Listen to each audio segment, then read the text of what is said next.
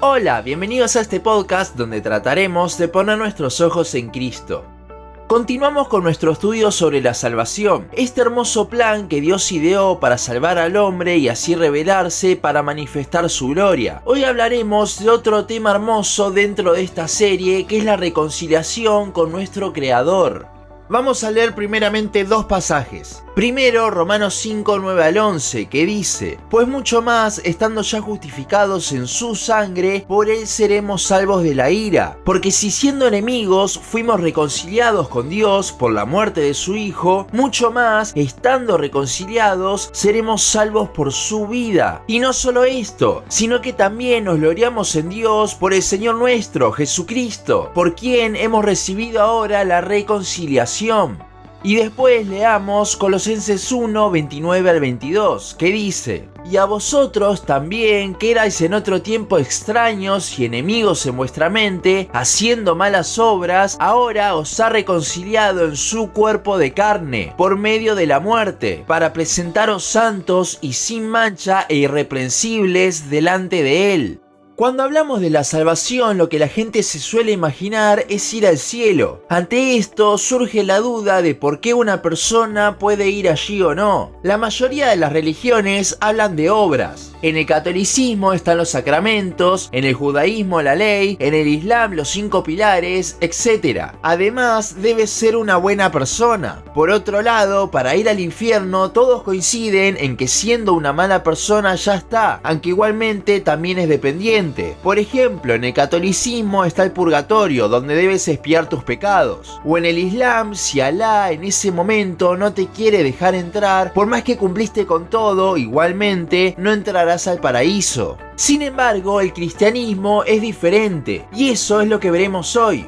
¿Alguna vez escucharon decir que el cristianismo en realidad no es una religión? ¿Qué es lo que se suele decir que es en lugar de una religión? Una relación. Independientemente de si eso está bien o mal, ya lo vamos a hablar más adelante en otro capítulo del podcast, me pareció interesante mencionar esto, ya que justamente lo que nos distingue del resto de las religiones es este hecho de relación. Mientras en el resto de las religiones uno va al cielo en base a cosas que uno hizo, en el cristianismo todo se basa en nuestra relación con Dios. Si una persona se va al infierno, ¿por qué es esto? Porque era un enemigo de Dios a causa de su pecado. Ya lo vimos en el pasaje de Romanos que leímos antes. Si vamos al cielo o no está determinado por qué relación tenemos con Dios. Como pecadores, ya por defecto somos enemigos suyos, ya que nuestro pecado va en contra de Él. Por eso pasaremos la eternidad en un lugar distanciados de Él, el infierno. Para ir al paraíso necesitamos estar bien con Dios, necesitamos reconciliarnos con Él. ¿Y cómo hacemos esto? Bueno, no podemos. Como vimos en la redención, éramos esclavos del pecado, y como tal, un esclavo no se puede liberar a sí mismo. Como leímos en los versículos al principio, es gracias al sacrificio de Cristo que dejamos de ser sus enemigos y tenemos una relación con Él.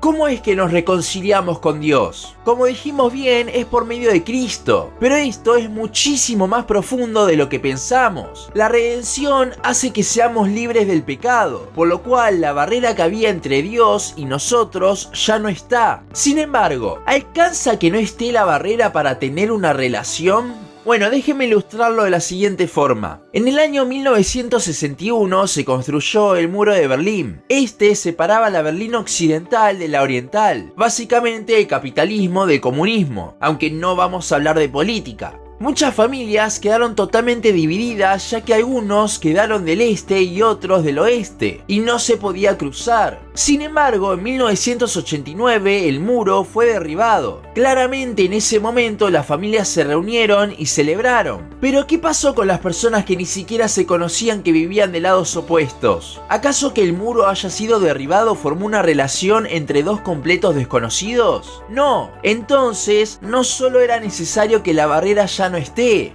El versículo 22 de Colosenses 1 que leímos antes, al final, nos da un poco más de claridad al respecto cuando dice: para presentarnos santos y sin mancha e irreprensibles delante de Él. ¿Cómo es que Dios nos presenta de esta forma? Lo vimos la semana pasada con la justificación. Es gracias a que la vida perfecta de Cristo se nos ha sido imputada y gracias a que nos unió con Él que ahora podemos tener esa relación con Dios. No es solo gracias a librarnos del pecado, derribar el muro, sino gracias a unirnos a Cristo también. El plan de Dios para salvar al hombre es totalmente perfecto. Ha pensado cada detalle para que no haya ni el más mínimo cuestionamiento. Además, no es una relación cualquiera la que tenemos con Dios, ya que al estar unidos a su Hijo, Él nos adoptó. Ya veremos la adopción la semana que viene. Hay un pasaje que ya hemos visto a lo largo de la serie y que continuaremos viendo porque describe muy bien el plan de salvación, que creo que nos da también un poco más de luz sobre todo este tema. 2 Corintios 5, 17 al 21 dice: de modo que si alguno está en Cristo, nueva criatura es. Las cosas viejas pasaron, he aquí todas son hechas nuevas. Y todo esto proviene de Dios, quien nos reconcilió consigo mismo por Cristo y nos dio el ministerio de la reconciliación. Que Dios estaba en Cristo reconciliando consigo al mundo, no tomándoles en cuenta a los hombres sus pecados, y nos encargó a nosotros la palabra de la reconciliación. Así que somos embajadores en nombre de Cristo. Como si Dios rogase por medio de nosotros, os rogamos en nombre de Cristo, reconciliaos con Dios. Al que no conoció pecado, por nosotros lo hizo pecado, para que nosotros fuésemos hechos justicia de Dios en Él.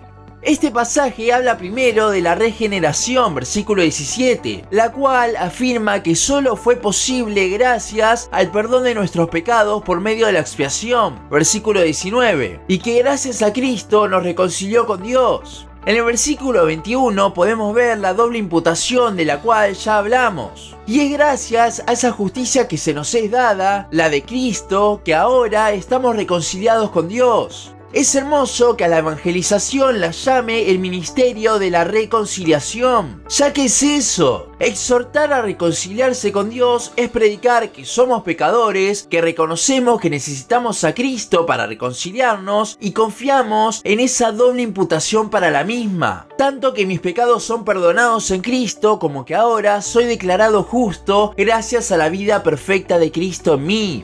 Este tema es una de las pruebas más grandes que la salvación es 100% de Dios. Si bien está la exhortación hacia el hombre en el versículo 20 de 2 Corintios, vemos que es simplemente una exhortación y que todo el resto de versículos que leímos sobre la reconciliación hablan sobre cómo es un accionar de Dios. Él tomó la iniciativa para reconciliarnos y proveyó los medios. Y es tremendo porque los problemáticos somos nosotros. Nosotros le dimos la espalda y nos hicimos enemigos. Pero igualmente Él vino y nos reconcilió consigo mismo. ¡Cuán inmenso es el amor y la gracia de Dios! El hecho que este obrar sea 100% de Él cuando no le correspondía, cuando éramos nosotros los que estábamos mal con Él, solo puede hacer que le adoremos más por este evangelio de la reconciliación.